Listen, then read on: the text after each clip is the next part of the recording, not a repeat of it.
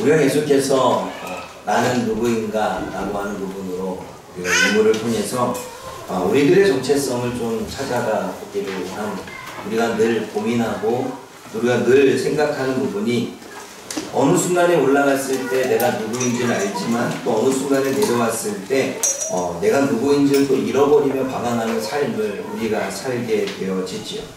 오늘은 지난주에는 아브라함을 통해서 우리가 말씀을 나누었다면 오늘은 모세를 통해서 우리가 이야기를 나누도록 합니다.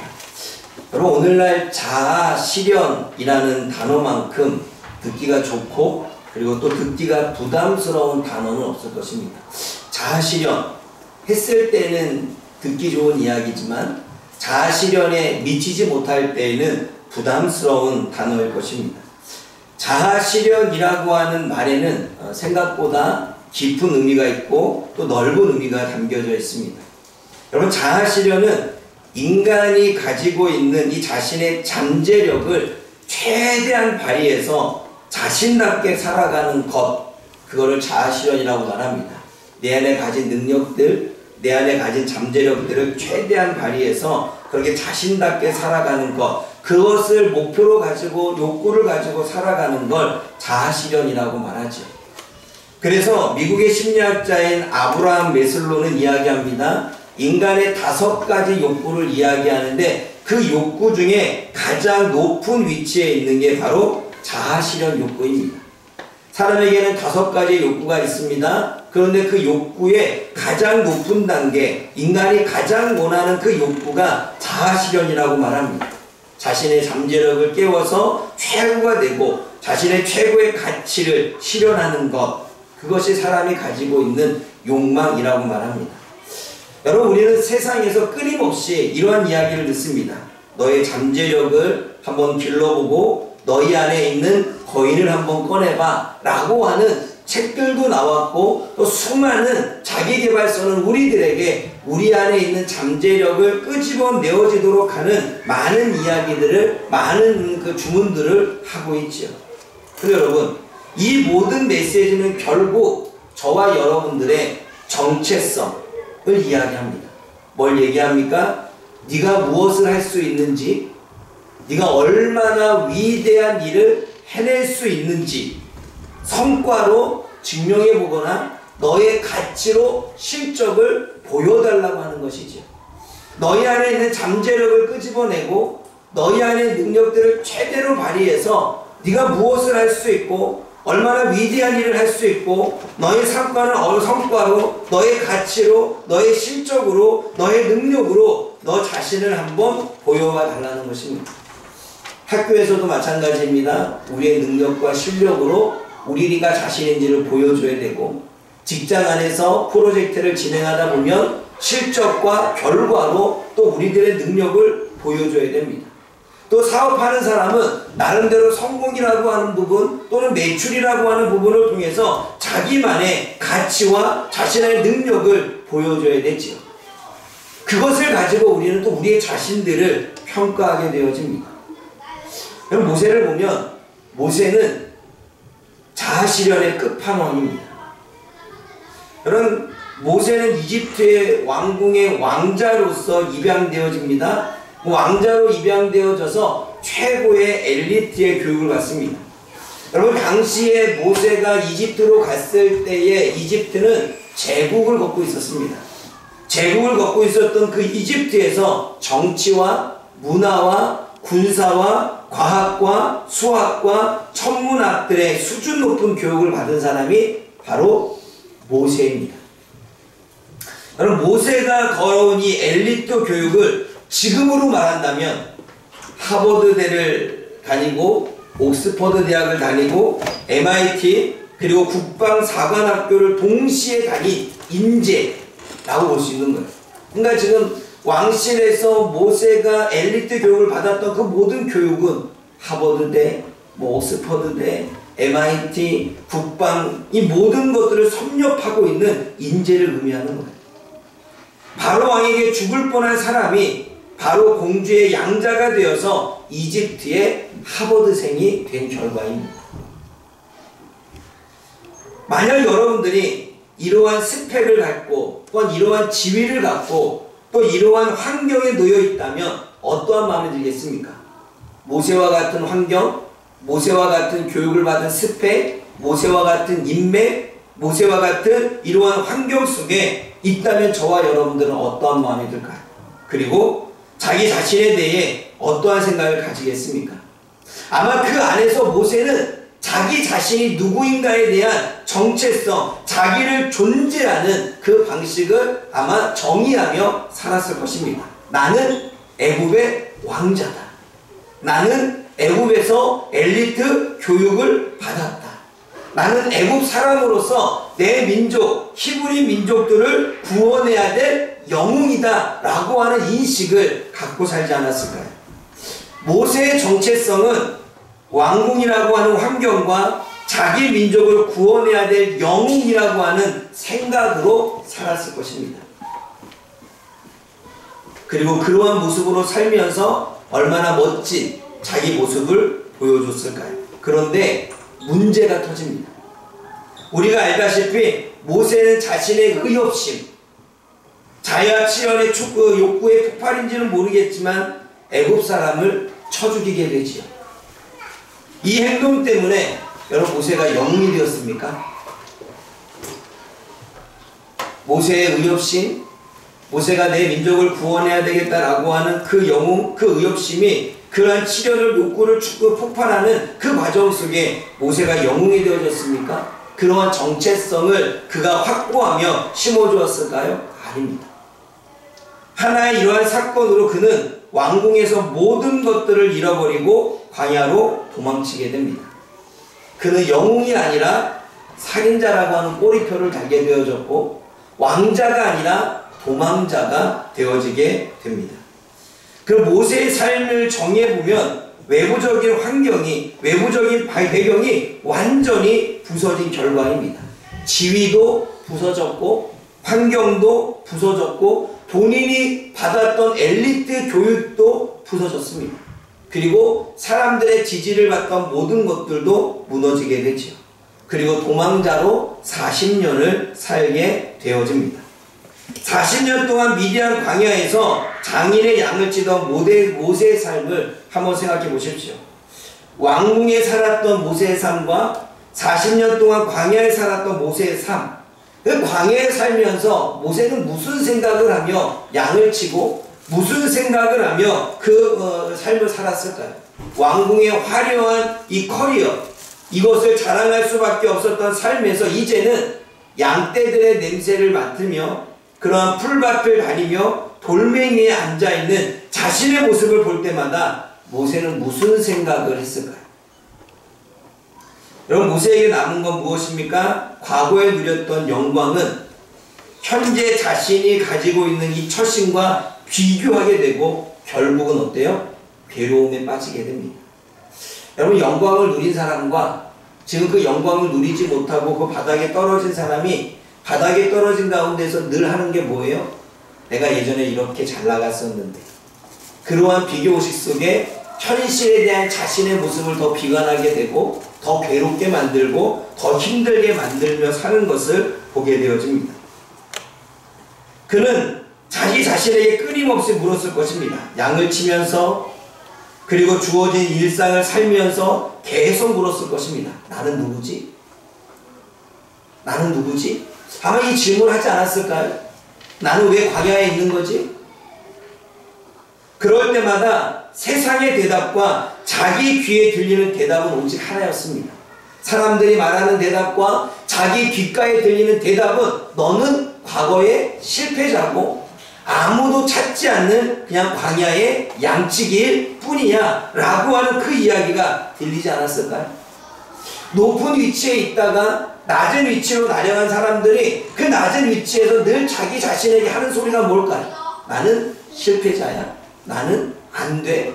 나는 이것밖에 역량이 안 되는 사람이었어. 늘 그 생각으로 살지 않았을까요? 이게 오늘날 저와 여러분들이 가지고 살아가는 정체성의 혼란입니다. 잘 나갈 때에는 내가 그 사람 같지만 내가 실패할 때에는 전혀 내가 누구인지를 모르고 내가 성적이 올라갈 때에는 내가 공부 잘하는 사람처럼 보여지지만 내가 성적이 떨어지고 실패를 거듭하게 되면 내가 정말 누구인지, 나는 정말 실력이 있었던 것인지 우리는 우리 자신에 대해서 스스로 묻기 시작합니다. 그러면서 나는 이러한 사람이었고 내가 잘 나가는 사람이었는데 나는 누구인지에 대한 정체성의 혼란을 겪으며 인생을 사는 것이 현대인들입니다. 우리는 끊임없이 나를 증명하려고 애쓰지만 작은 실패와 실수 앞에 우리의 정체성은 순식간에 무너지게 되는 것입니다. 자아실현을 통해 나를 찾으려 할수록 우리는 공허함이 생기고 낙심이 생깁니다. 내가 높은 위치에 올라가면 할수록 올라가면 좋겠지만 올라가지 못하고 떨어지게 되고 올라가는 도중에 실패가 되어지면 우리는 늘 공허함만 남고 낙심에 빠지고 절망하게 되죠. 그래서 가짜 정체성이 우리 안에 자리 잡게 됩니다. 나는 할 수 없어. 나는 못해. 해도 안 돼. 더 나아가 자기 자신을 조금 더 좋게 포장하기 위해서는 시대가 이래. 지금 세월이 나로 하여금 내가 앞으로 나아가지 못, 누군가의 핑계의 대상거리를 우리는 찾기 시작합니다. 우리가 살아가는 삶에서는 좋은 결과와 좋은 성과를 내야 한다는 강박이 오히려 더욱더 실수하게 합니다. 얼마 전에 중3 아이 학부모와 이야기를 나눈 적이 있습니다. 중3 아이 학부모가 이야기를 합니다. 이야기를 하기를 공부하라고 이야기하지도 않았고 어느 대학에 가라고 얘기하지 않았고 그냥 네가 좋은 데 가서 열심히 해. 그게 좋은 거야 라고 말했지만 아무리 그렇게 얘기해도 그 현실에 놓여진 아이는 이제는 중학교 3학년에서 고등학교에 올라가고 고등학교에서 대학교에 가기 위한 과정까지 자신이 해야 될 이런 과정들이 있으니까 어때요? 부모가 아무리 말해도 괜찮다고 말해도 스스로 압박을 받고 스트레스를 받는 부분들이 보여진다라고 이야기하더라고요. 그래서 중학교 3학년 2학기가 되니까 아주 극도로 예민해져서 계속 그 예민함을 표출하고 있다라는 이야기를 대화로 나눈 적이 있습니다. 여러분, 우리는 좋은 성과를 내야 되고 우리는 좋은 결과를 내야 된다라고 하는 그 강박이 오히려 실수하게 만든다는 사실을 아십니까? 성공해야 된다라고 하는 강박이 오히려 우리들의 마음을 더 공허하게 만들고 우리들의 마음을 더 힘들게 만듭니다. 모세처럼 우리도 40년이라는 시간 동안 나는 아무것도 아니야, 나는 아무것도 아니야, 나는 실패자야, 이 사실만 계속 40년 동안 주구장창 들었다고 생각해 보십시오. 뭔가를 하려고 해도 하려고 하는 마음도 생기지 않고 주저하게 되고 자신은 정말 그러한 사람인 양 살아올 것입니다.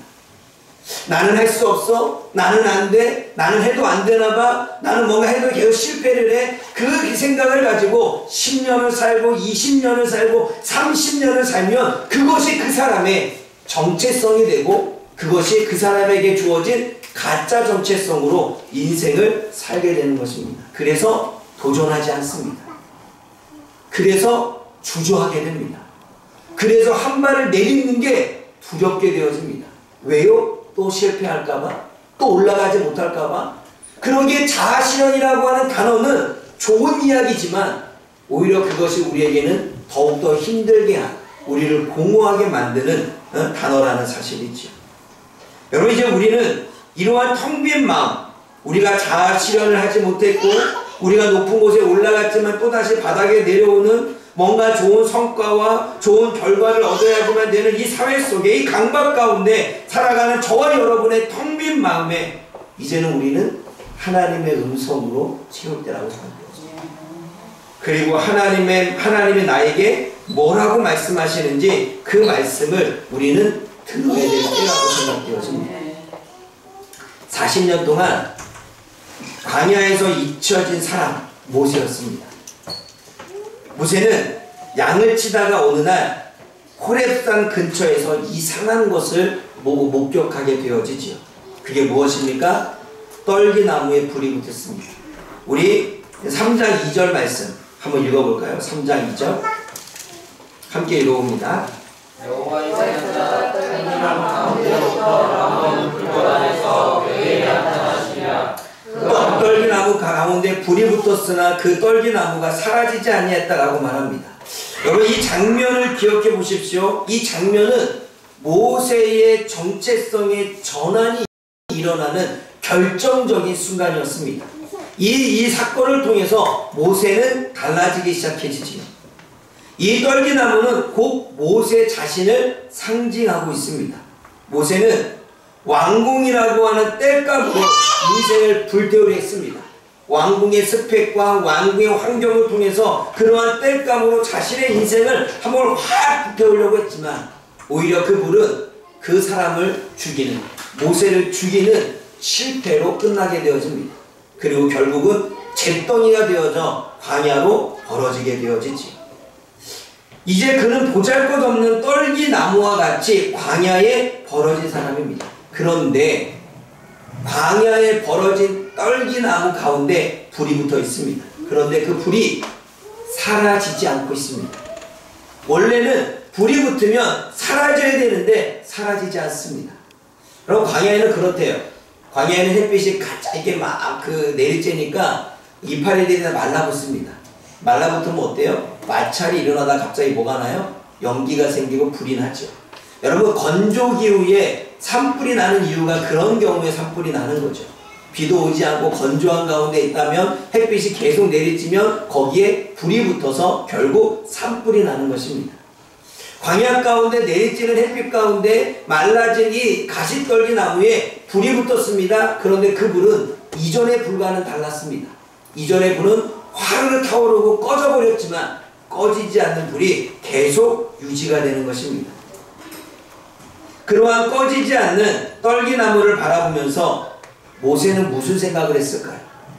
떨기나무를 오랫동안 바라보면서 그 기이한 현상을 바라보면서 모세는 그 안에서 어떠한 하나님의 음성을 들었을까요? 어쩌면 꺼지지 않는 떨기나무의 불꽃은 모세에게 주시는 하나님의 메시지였습니다. 주님은 이렇게 말씀하지 않았을까요? 모세야, 너는 보잘것없는 떨기나무가 맞다. 네가 할 수 없고 나는 실패자고 네가 그렇게 말하는 것처럼 너는 떨기나무와 같이 보잘것없는 존재다. 너의 힘으로 왕궁도 광야도 너 자신도 태울 수 없었다. 한 줌의 죄가 될 뿐이다. 그런데 나의 불이 너에게 임하면 너는 불타 없어지지 않고 오히려 내 영광을 드러내는 통로가 되지 않겠니? 라고 주님이 말씀하고 있지 않을까요? 사라지지 않는 불꽃나무가 주님의 불이 붙었을 때 사라지지 않고 열심히 타오른 것처럼 말라붙고 사라질 수밖에 없는 모세에 하나님의 불이 임한다면 너는 하나님의 영광을 드러내고 있는 그러한 통로로 쓰임받지 않겠니? 그것이 주님의 메시지였습니다. 그러므로 우리는 여기서 저와 여러분들이 사명과 자기 부인을 발견해야 됩니다. 여러분 세상이 말하는 사명은 내가 가진 능력을 잘 사용하여 이루는 성공을 의미합니다. 내가 가진 능력을 활용해서 이루는 성공. 하지만 하나님이 주시는 사명은 내가 가진 무능력함에도 불구하고 하나님이 행하시는 일이라는 것. 세상이 말하는 성공, 세상이 말하는 사명은 나의 능력을 활용해야 되지만 하나님이 말씀하신 그 사명은 내가 능력이 없어도 하나님이 그 우리를 통해서 능력을 행한다는 것입니다. 이것이 하나님이 모세에게 주시고자 원하시는 메시지였습니다. 왕자의 시절이 아니라 떨기나무 앞에서 모세는 자기를 부인하게 됩니다. 자신의 존재 가치를 완전히 포기하며 새로운 인생을 살겠다고 결단하기 시작합니다. 하나님이 모세에게 말씀하십니다. 이리로 가까우지 오지 말라. 왜냐하면 네가 선 곳은 거룩한 땅이라고 이야기를 하고 있습니다. 그래서 3장 5절 말씀 한번 읽어볼까요? 3장 5절 읽어봅니다.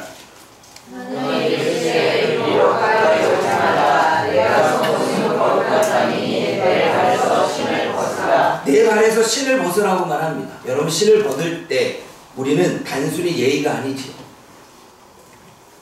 내가 얼마 전에 어떤 식당으로 들어갔는데 식당이 보통 올라갈 때 신발을 신고 올라가는 줄 알고 신발을 올라가려고 했더니 벗으라고 그러더라고요. 큰일 날 뻔했습니다. 벗고 올라갔는데, 여러분 우리가 가정집에 들어갈 때 신발을 벗고 들어갑니까? 신고 들어갑니까? 외국은 신고 들어가지만 우리는 벗고 들어가죠. 벗고 들어가는 게 예의죠. 단지 신발을 벗는다는 건 예의를 이야기하는 게 아닙니다. 오늘 본문에서는 소유권의 포기를 의미합니다. 여러분 우리가 룻기를 기억해 보면 보아스가 친족에게 네가 룻과 결혼할 거야? 그 나오미의 재산을 네가 다 이렇게 회복시켜 줄 거야? 라고 물을 때 나는 그럴 만한 능력이 없어. 나는 포기할래. 그러면서 뭘 합니까? 신발을 벗어서 보아스에게 줍니다. 그러니까 신발을 벗어서 준다는 건 성경에서는 소유권을 포기한다라고 하는 상징적인 메시지인 거죠. 이것을 역으로 생각해보면 이렇습니다. 신을 신는다는 건 이 땅은 내 거야. 신을 신는다는 건 내 마음대로 살 거야 라고 하는 의미와도 같다는 것입니다. 하나님은 모세에게 신을 벗으라고 말합니다. 과거를 벗으라는 거예요. 능력을 벗으라는 것입니다. 너의 마음의 상처와 실패와 고통을 벗으라는 것입니다. 네가 앞으로 하고자 원하는 계획을 벗으라는 것입니다. 네가 네 것으로 여기는 것, 네가 네 것이라고 말하는 것, 그 모든 소유를 벗어 던지라고 명령하는 거예요.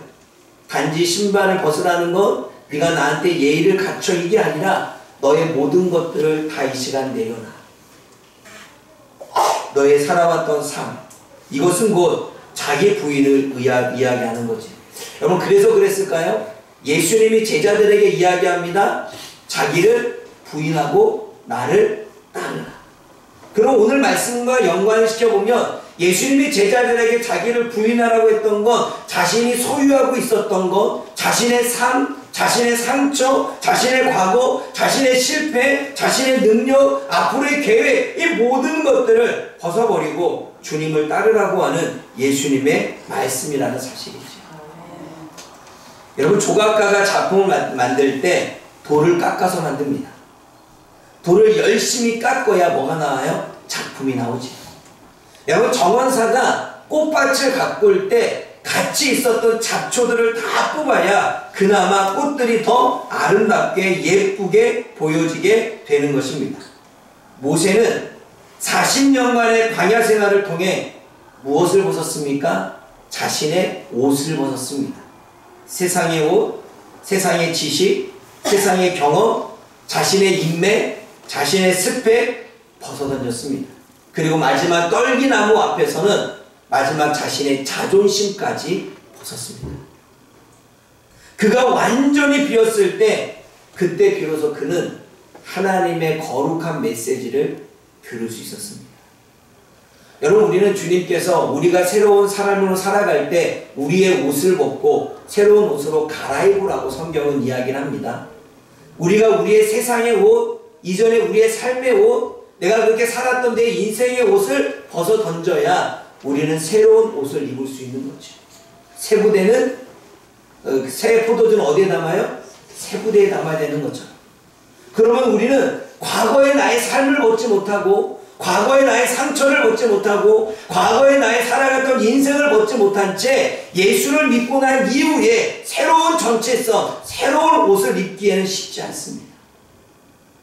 그러기에 주님께서는 새로운 옷으로 갈아입으라고 말하고 그리고 자기를 부인하라고 말하고 오늘 모세에게는 너의 신을 벗으라고 말씀하고 있는 것입니다.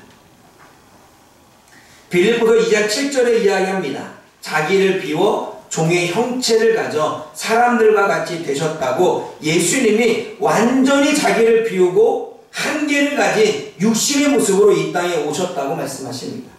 새로운 정체성이죠. 신이라고 하는 정체성에서 인간이라고 하는 정체성으로 자기를 비우고 오신 분이 예수님이십니다. 자기를 비울 때 우리는 새로운 정체성을 갖게 되어집니다. 자기를 부인할 때 우리는 비로소 내가 누구인지를 발견하게 되어지죠. 여러분 20년, 30년, 40년 동안 사람들에게 들었던 그 소리, 그리고 실패했을 때마다, 그리고 뭔가 성과를 거두지 못할 때마다 내 귀에 들렸던 소리를 40년, 20년 동안 들어보았다고 생각해 보십시오. 그때마다 우리는 나의 정말 내가 누구인지에 대한 정체성이 누구인지 자신도 모른 채 우리는 살아갈 수밖에 없습니다. 그 사람에게 아니야 너는 할 수 있어 라고 얘기해도 아닌데, 너는 그만한 능력이 있어 라고 말해도 그런 말씀하지 마세요. 아니야 너에게는 그만한 잠재력이 있는데 조금만 더 해봐 라고 말하면 들리지가 않습니다. 왜냐하면 이미 20년, 30년, 40년 동안 들었던 자기의 소리, 사람들의 소리가 자신의 정체성을 만들었기 때문이지. 그런데 그 정체성을 그대로 가지고 우리가 주님을 믿었기에 우리는 여전히 살면서도 내가 새로운 정체성인지 모르고 세상에서 살았던 그 정체성에 하나님의 말씀만 옮겨져서 우리는 그렇게 인생을 살게 되어집니다. 그런데 여전히 나는 누군지 몰라요. 여전히 나는 누가 뭘 잘하는지 몰라요. 여전히 나에게는 하나님이 어떠한 능력을 주셨는지도 몰라요. 여전히 나에게는 얼마나 가능성이 있는지도 몰라요. 여전히 우리는 그러지 못한 채 인생을 살아가고 있죠. 그러므로 주님은 이 시간 말씀합니다. 신발을 벗으라고 말합니다. 예수님은 말씀합니다. 뭐라고요? 자기를 부인하라고 말합니다. 또 예수님은 이야기합니다. 너의 옷을 벗으라고 말합니다. 그렇게 나의 모습을 벗을 때 비로소 우리는 하나님 안에서 나를 발견하게 되고 하나님 안에서 나의 능력을 발견하게 되고 하나님 안에서 우리는 새로운 정체성으로 주어지는 인생을 살게 되어지는 것입니다. 여러분, 엄밀히 말해서 우리는 예수님을 믿고 새로운 피조물이 되었다고 말하는데 정말 새로운 피조물이 되어졌습니까? 과거에 생각한 대로 우리는 지금도 생각하고 있지 않습니까? 과거의 우리들의 삶이 지금의 우리들의 살아가는 삶의 발목이 되지 않습니까? 과거에 우리가 겪었던 여러 경험과 상처들이 지금 우리들한테 영향을 주고 있지 않습니까? 그럼 우리는 새로워진 게 아니죠. 그냥 새로워졌다라고 느낄 뿐입니다.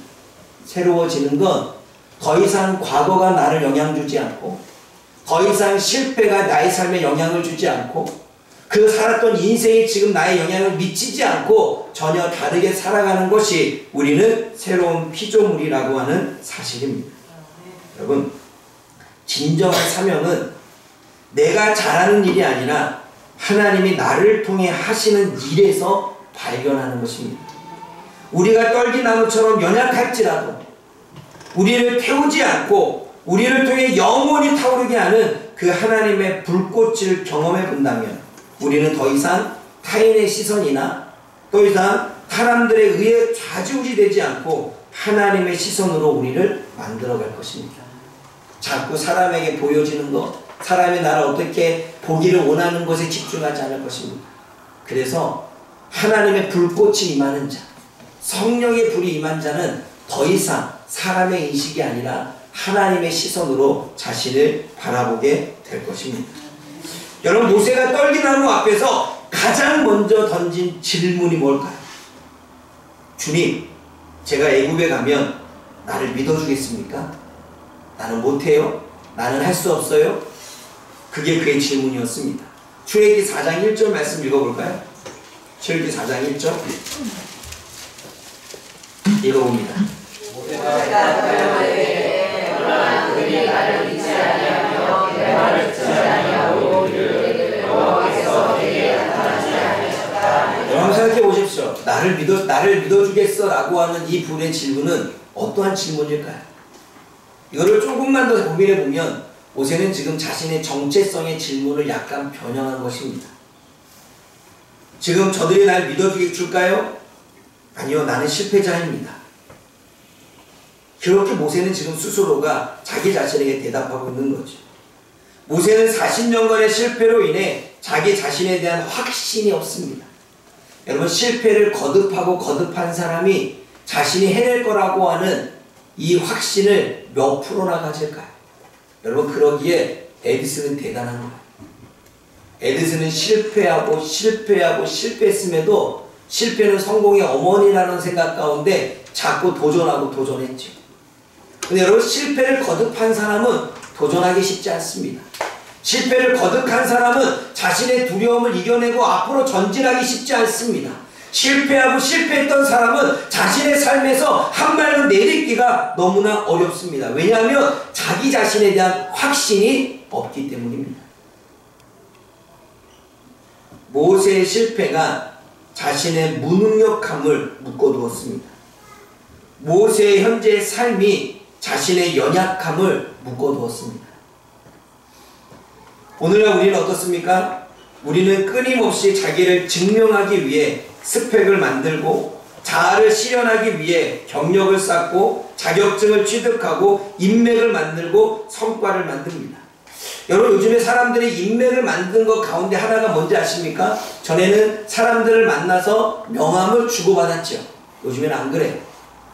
페이스북에서 어때요? 팔로워를 신청합니다. 그리고 팔로워를 신청하고 그 팔로워를 신청한 사람에게 자신의 상품의 가치를 이렇게 팔기도 하고 자신의 존재 가치를 증명해 보이기도 합니다. 그래서 강사로 나가기도 하고 또는 다른 사람들에게 자신이 쓴 책을 팔기도 하지요. 그렇게 인맥을 페이스북을 통해서 SNS를 통해서 늘리기 시작합니다. 그것은 자신의 증명이고 자신의 알림이고 자신의 인맥의 그러한 인맥을 만드는 과정입니다. 그럼 나는 누구인가라고 하는 그 부분, 나는 이 일에 충분한 자격이 있는가라고 하는 질문에 스스로가 답을 쓰는 건 인맥을 늘리는 거고 자격증을 따는 거고 자아실현을 위해 열심히 경력을 쌓는 것이지요. 여러분, 제 동기 목사가 있습니다. 신학교를 같이 나왔고 대학원도 같이 나온 동기 목사가 있는데 그 동기 목사와 저는 다른 길을 걸었습니다. 저는 28에 개척을 시작했지만 그 동기 목사는 대학원을 졸업하고 나서 청빙을 받기 위해서 열심히 노력했습니다. 그러니까 청빙을 받기 위해서 그가 한 부분은 무엇이냐면 열심히 큰 교회의 사역자로 가서 어때요? 부교육자로 생활하는 거였습니다. 그러한 경력이, 그러한 스펙이 자신이 교회를 청빙해서 갈 때 하나의 이력서가 되기 때문에 열심히 그랬죠. 이력서를 냈을까요? 안 냈을까요? 냈겠죠. 근데 한 번에 붙으면 얼마나 좋습니까? 떨어집니다. 떨어지면 그 친구는 또다시 자신의 부족함의 스펙을 쌓기 위해 어떻게 해요? 대학원을 졸업을 했는데도 외국 이름이 담긴 대학원으로 다시 들어갑니다. 그리고 박사학위 과정을 받습니다. 그리고 또다시 사이즈가 큰 교회에 부교육자로 들어갑니다. 계속해서 이러한 삶을 반복하게 되어지죠. 스펙을 갖고 있지만 어느 정도 자격을 갖고 있지만 어느 정도 경력을 쌓고 있지만 그것이 이력을 내는 데에 한계가 있으니 또다시 스펙을 쌓고 또다시 학위를 받고 또다시 큰 교회 경력을 쌓으며 그렇게 살아가는 삶. 근데 결국은 한 10년 만에 한 교회에 이제 은퇴 목사님이 있어서 청빙을 받아서 지금 가서 열심히 사역하고 있습니다. 아마 2년 전에 이렇게 거기에 담임 목사로 이제 위임이 된 것 같아요. 그래서 지금 다니고 있죠. 여러분, 우리는 늘 우리들의 인생에 대해서 우리는 답을 쓰는 게 우리는 늘 그렇게 답을 써서 나갑니다. 끊임없이 자신의 자격에 유무가 있느냐 없느냐에 따라서 우리는 춤을 추게 되어지지요. 여러분, 하나님은 모세의 질문에 완전히 다른 대답을 하십니다. 뭐라고 대답합니까? 3장 14절 말씀 한번 읽어볼게요. 하나님이 모세에게 이르시되 나는 스스로 있는 자이니라. 또 이르시되 너는 이스라엘 자손에게 이같이 이르기를 스스로 있는 자가 나를 너희에게 대주라. 나는 할 수 없어요. 나는 누구인지 모르겠어요. 내가 누구입니까? 난 자격이 안 돼요. 나는 아무것도 할 수 없어요. 라고 말하는 그러한 모세의 질문과 그 대답에 주님이 뭐라고 대답하십니까? 나는 나다. 나는 스스로 있는 자다. 라고 대답하십니다. 아니, 내가 누굽니까? 라고 물어보면 너는 너야. 라고 대답해야 되는데 하나님은 나는 나야. 라고 대답하십니다. 그리고 오늘 우리가 이 붙들어야 될 핵심적인 말씀을 말씀하고 있죠. 그게 12절의 이야기입니다. 뭐라고 말씀하십니까? 12절 말씀 읽어봅니다. 하나님이 내가 너희가 그 백성을 애굽에서 인도하여 내게 너희가 이 산에서 하나님의 성지이니 이것이 내가 너를 보낸 것이라. 뭐라고 말씀합니까? 내가 반드시 너와 함께 있으리라 라고 그 우리들의 정체성에 대한 부분을 복음적으로 대답하고 있습니다. 여러분, 하나님은 모세에게 네가 누구인지에 대해서 물어보지 않았습니다. 네가 무엇을 가지고 있는지 묻지 않으셨습니다. 네가 무엇을 잘하고 있는지 묻지 않았습니다. 대신 너와 함께하고 있는 내가 누구인지를 선포하셨습니다. 우리의 정체성은 우리의 능력에 따라서 결정되는 게 아닙니다. 우리와 함께 하시는 하나님의 능력에 따라 결정되는 줄 믿습니다. 이것이 우리의 정체성입니다. 이것이 우리의 새로운 모습인 것입니다. 우리의 정체성은 나의 연약함이 아니라 그리스도를 드러내는 것입니다.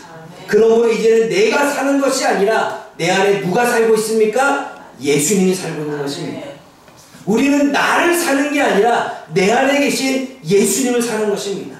나는 한계를 가진 연약한 내가 사는 게 아니라 한계를 뛰어넘는 예수 그리스도로 사는 것입니다. 이것이 저와 여러분들의 정체성인 것입니다. 모세의 정체성이 광야의 도망자에서 이스라엘의 지도자로 바뀐 건 무엇 때문이었습니까? 내가 이 일을 할 수 있다고 믿어서가 아니라 반드시 하나님이 하시는 일은 하나님이 하실 거라고 하는 믿음이 있었기 때문입니다. 내가 능력이 있어서 내가 가는 게 아니야. 하나님이 나에게 시키셨으면 반드시 하나님이 그 일을 해나셔 라고 하는 믿음. 자기를 향한 믿음이 아니라 하나님을 향한 믿음 때문에 도망자에서 지도자로 나아갔다는 거예요. 여러분 생각해 보십시오. 모세가 홍해를 가르는 건 그의 능력이었습니까? 아닙니다. 하나님의 능력이었습니다. 모세가 반석에서 물을 내신 건 그의 지혜 때문이었습니까? 아닙니다. 하나님의 함께 하셨기 때문입니다. 모세가 40년 광야에서 백성을 인도할 수 있었던 건 그의 리더십 때문이었습니까? 아닙니다. 하나님이 함께 하셨기 때문입니다. 그러므로 여러분, 보여주는 나, 보여주어야만 하는 나, 그러한 삶에서 사람들이 만들어내고자 원하는 그 사람들의 시선에 의해서 만들려고 하는 나, 이러한 삶에서 우리가 우리 자신을 새롭게 정립하고 새로운 정체성을 가질 수 있는 저와 여러분들 되어지기를 부탁드립니다. 여러분의 경력, 여러분의 실력, 여러분의 자격증, 여러분의 스펙, 여러분의 인맥, 여러분의 계좌의 잔고가 여러분 자신이 아니라 그것이 나라고 하는 정의로 세우지 않기를 원합니다.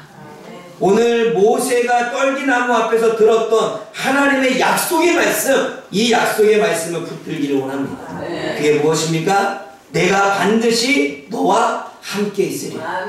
내가 반드시 너와 함께 있으리라. 내가 반드시 너와 함께 있으리라. 여러분, 이 약속이야말로 저와 여러분들이 누구인지를 정확하게 알려주는 답안지인 줄 믿습니다. 우리는 자격이 없는 자가 아니라 하나님이 반드시 함께하는 자임을 저와 여러분들이 깨닫기를 원합니다. 저와 여러분들은 실패한 자가 아니라 하나님이 함께하는 자라는 사실을 우리가 깨닫기를 원합니다. 그래서 하나님과의 관계 속에서 저와 여러분들의 정체성을 발견하고 확고히 해서 하나님은 반드시 나와 함께 하시는구나 라고 하는 사실을 믿고 살아가는 저와 여러분들 되어지기를 주님의 이름으로 부탁을 드립니다.